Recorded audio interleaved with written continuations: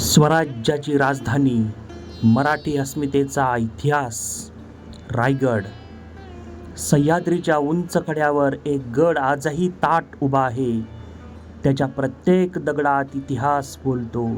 प्रत्येक वाऱ्याच्या झुळकीत जय भवानी, जय शिवाजी असा नाद ऐकू येतो.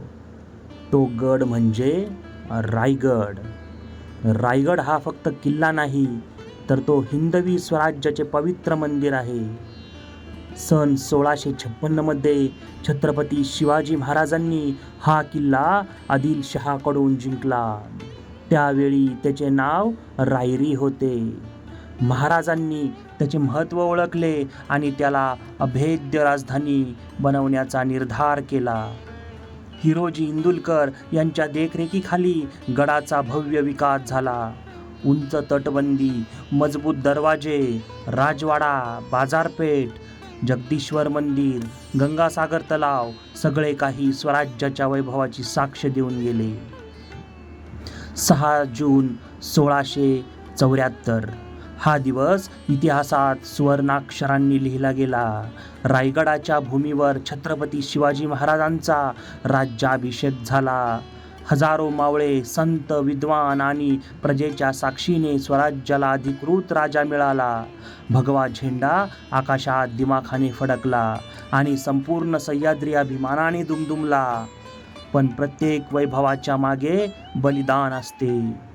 या गडावर असंख्य मावळ्यांनी आपल्या रक्ताचा अभिषेक केला. कित्येकांनी घरदार सोडले, कुटुंबापेक्षा स्वराज्य मोठे मानले. त्यांच्या त्यागामुळेच रायगड अजिंक्य राहिला. 3 एप्रिल 1680 हा दिवस मराठी मनाला आजही वेदना देतो.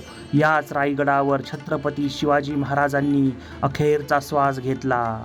संपूर्ण स्वराज्यावर दुःखाचा डोंगर कोसळला. जणू सह्याद्रीही रडला. वारे शांत झाले आणि रायगडाचा प्रत्येक दगड अश्रूंनी ओला झाला. आजही रायगडावर गेल्यावर महाराजांची समाधी पाहताना डोळे आपोआप पाणवतात. समाधीसमोर उभे राहिल्यावर छाती अभिमानाने भरून येते आणि अंगावर रोमांच उभे राहतात. त्या मातीत मस्तक टेकवल्यावर जाणवते, हे स्वराज्य सहज मिळाले नाही. लाखो त्याग, असंख्य बलिदान आणि एका महान राजाच्या अदम्य स्वप्नातून ते घडले.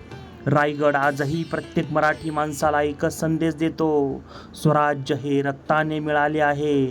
त्याचा अभिमान ठेवा, इतिहास जपा आणि छत्रपती शिवाजी महाराजांच्या विचारांवर चालत राहा. जय भवानी, जय शिवाजी.